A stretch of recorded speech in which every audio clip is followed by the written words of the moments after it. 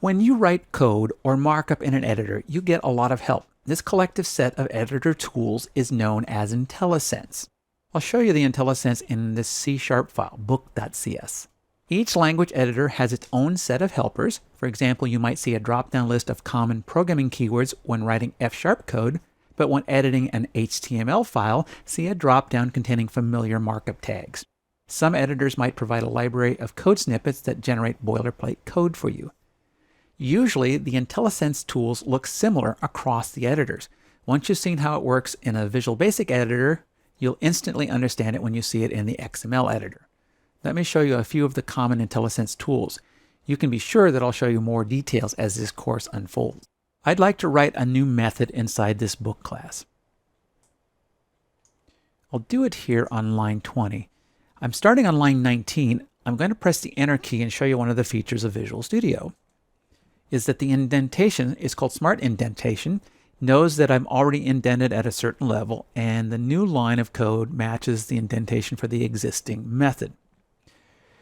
I'm going to set the scope to public and have this method return a void.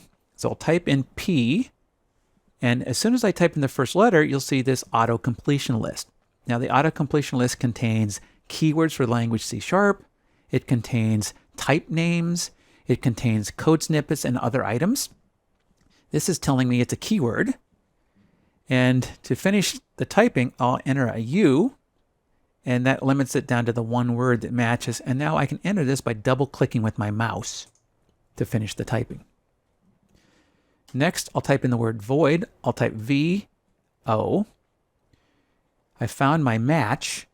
Another way I can finish the auto-completion is to press the Tab key. Next comes the name of my method. No IntelliSense help there, although you do see there's some red lines, or squiggles we call them. That's telling me that this method is not complete yet. There's something wrong with it.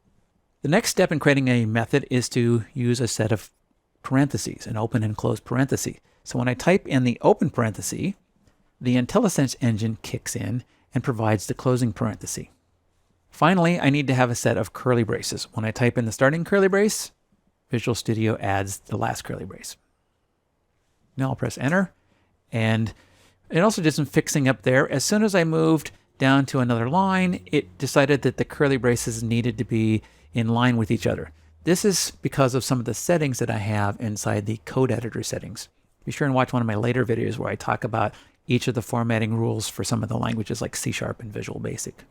Next, I'd like to declare a variable of type double. So I'll type in DOU. Now in C#, I can use the keyword, which is the one that's currently selected, or I can use the type, the one on the first line, double. Either one is appropriate.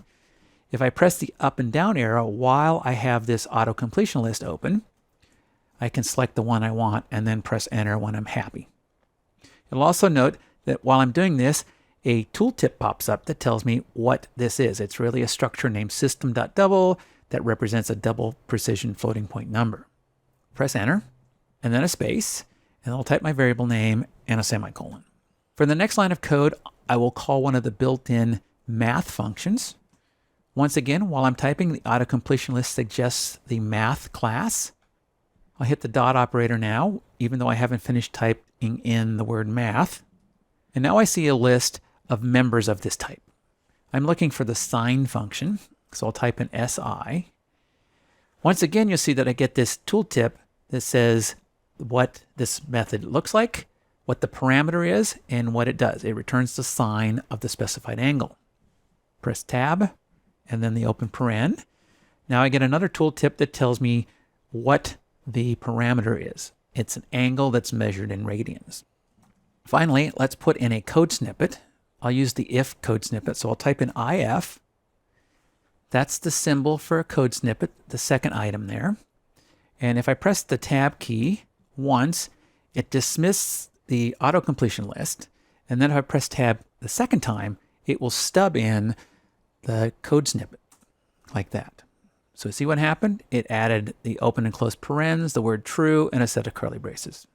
This also works in other types of files, for instance, markup files. Let's go over to this HTML file and look. So now I'm typing the open angle bracket.